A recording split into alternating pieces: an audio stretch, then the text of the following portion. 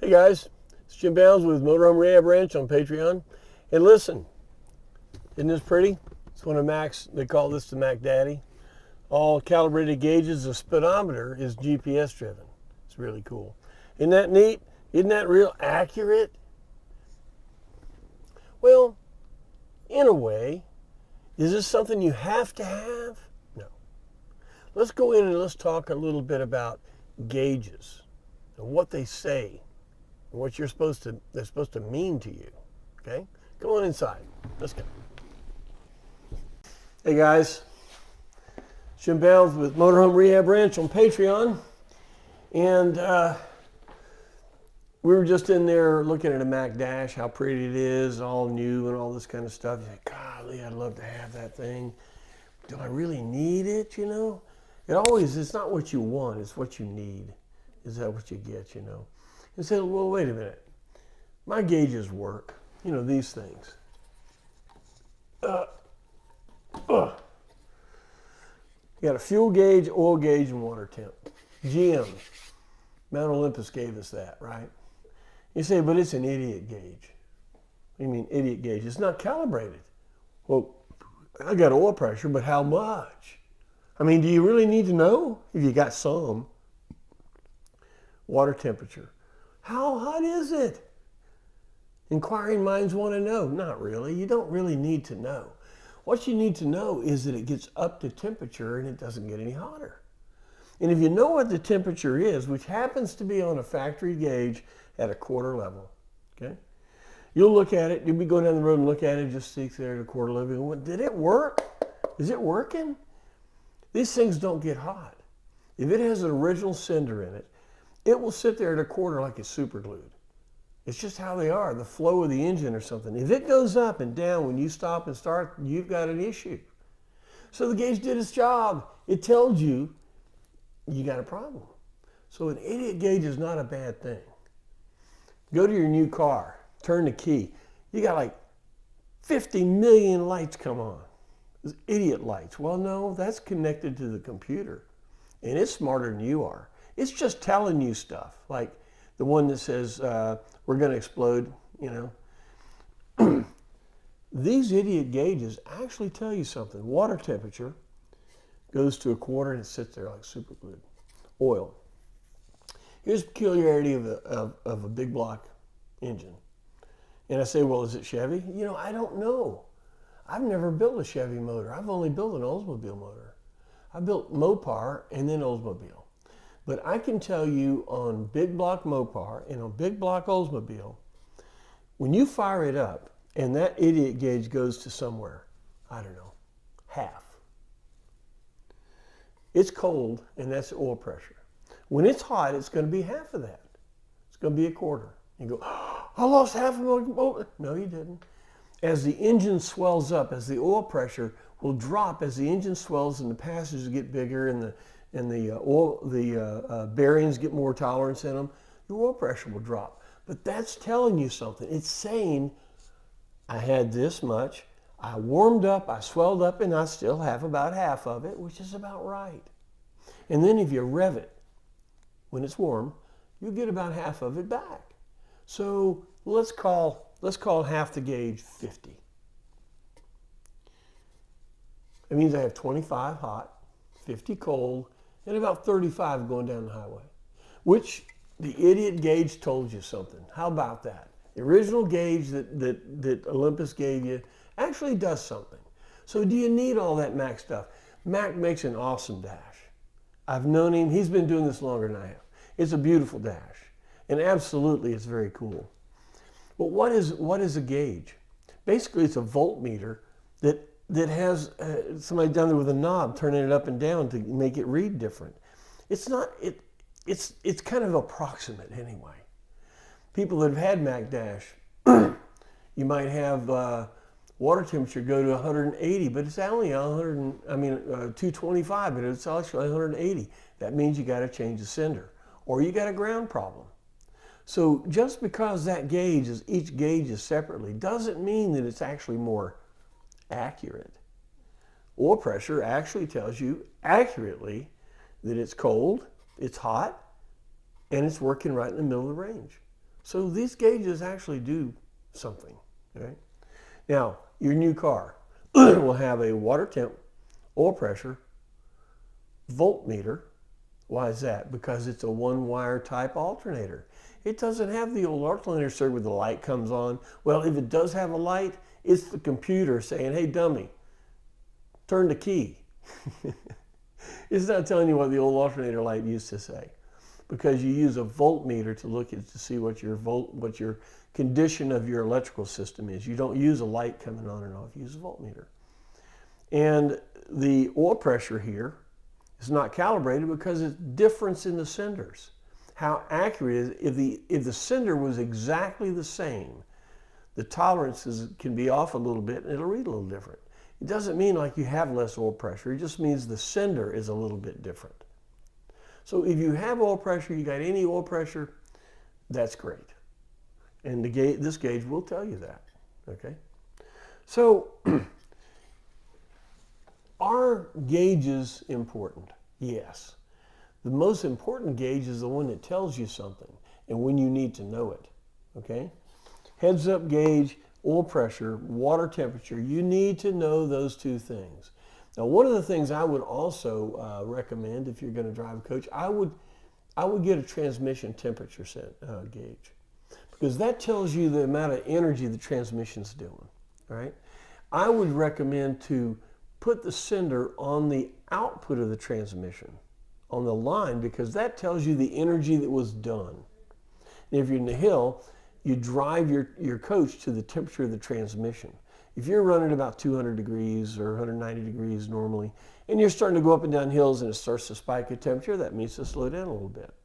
So I would get a transmission temperature gauge. And if you do go to a one-wire alternator, you will need to get a voltmeter, okay? Because that's how you check the electrical system with a one-wire alternator or with anything. To know the voltage is really important. To know that you are actually putting voltage into the battery, it's not just static. That's what you want, okay? Do they all have to be brand new? Does your speedometer have to be GPS driven? No. Do you want it? Can you afford it? Do you want to do it? Well, I gotta have that. Yeah. So it's just you know how you want to do it. The original system's not bad. Now, if you're talking about a speedometer, what I would do with the speedometer, hang on a minute, let me get this baby plugged in. What I would do with the speedometer is put a piece of Velcro right in the middle of it, put your cell phone on it, and put the speedometer of your phone in it. Because you can see how it moves. There's a spring in there that's pushing against this thing turning. Well, how old is the spring? How much tension's on the spring will tell you what it reads. So if you're 5 miles an hour off, don't try to go get something and make it read better. That means it's wore out. It means that it's not going to be, know that it's 5 miles an hour slower. What I do is I just use my phone. It's a good place to put the phone. It's a nice flat spot for the Velcro, and it sticks really good to that plastic, too. I don't want to make jokes about it because it's important to know things. And to me, the speedometer is very, very important. Why? Because this gauge over here, the gas gauge, okay, I would put a piece of tape over that, because that gas gauge is on a sender that's it's in a tank that's 4.5 inches deep. I mean, how accurate can it be, right? How do you drive with a piece of tape over the gas gauge? Fill the coach up. We know how to fill it up. You run it as slow as possible until it pops back. Wait about 30 seconds, let it gurgle and spit. Feed it in again slow until it pops, and then stop. Just stop. Don't put any more in it. Go drive. Drive 250 miles on your speedometer or on your cell phone. 250 miles. You should be able to do that with a full tank of gas. Stop. Go pee. Touch your hubs. You got the 2 front ones will be the warmest, but they'll be the same. The 2 middle ones will be the next warm, but they'll be the same. The 2 back ones will be the coolest. If you touch all of your hubs at 250 miles and they all feel like that, and you put in 250 miles worth of gas, which won't break your wallet and it won't take too long, right? And you go pee, there's a lot of positive things there. You'll never run out of gas. You never move senior britches. Chances are losing a wheel are real low, right? And you're not going to just, vomit when you look at the gas bill, okay? So don't use the gas gauge, right? Now, as far as all these on the telltale, low water,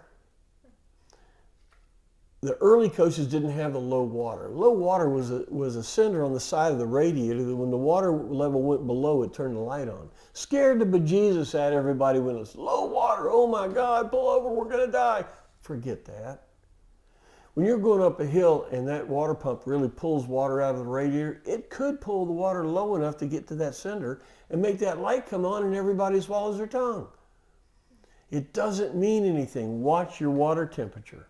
Watch this gauge. This is a good gauge. This water temperature is a good gauge. As long as that's not spiking, the level in the radiator would be an indicator down the road for this. But right now, forget that thing. Good news is you can't even buy a sender if yours is bad. So if it doesn't work, it wasn't there. Don't even know that it's there. Okay? That's one of these that are blocked off. The door ajar is probably the good one. It's nice to know if the door's open,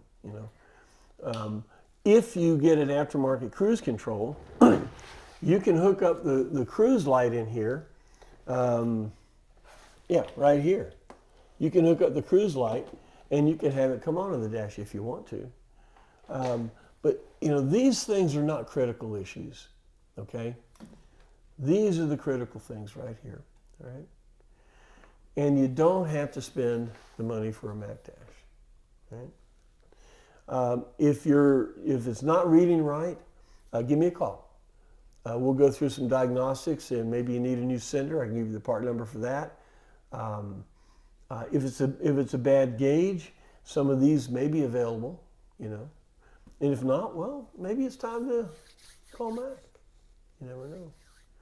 All right, well, I hope this answers some of the questions and things like that. If you have anything else about your gauges, what they mean, what should you do, don't just pull over and run.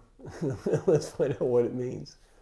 All right, well, look, thank you for your support. Remember, like and click like, subscribe, and share. That's it, share. If you'd like to be a ranch hand, follow all the prompts, and to do that, I appreciate your support. This came off of comments. Had some questions about what do the gauges mean. That's a really good one. Why does that oil pressure gauge read here and read there? And good question. Good question. All right, guys. Well, look, we'll see you out there on the range, right? Thanks for the time. We'll see you next time. Hey, one other thing. Isn't it great to have a producer? She can click that thing back on and we can talk some more. Thing she wanted me to remind you is tomorrow we've got a special video just for the ranch hands. You'll be prompted for that. And in the weekend, every week, we're going to be doing a newsletter. And all of the part numbers for the senders, for all of these gauges and stuff will be in that newsletter. So stand by for that. Everybody be notified. This is just for the ranch hands, just for you guys. And if you have any questions while you're doing this, how to get it out or something, that's what you call me for. That's what the phone number's for. All right? So let's see if we can get this thing running smooth. What do you think? All right. Thanks a lot. We'll see you later.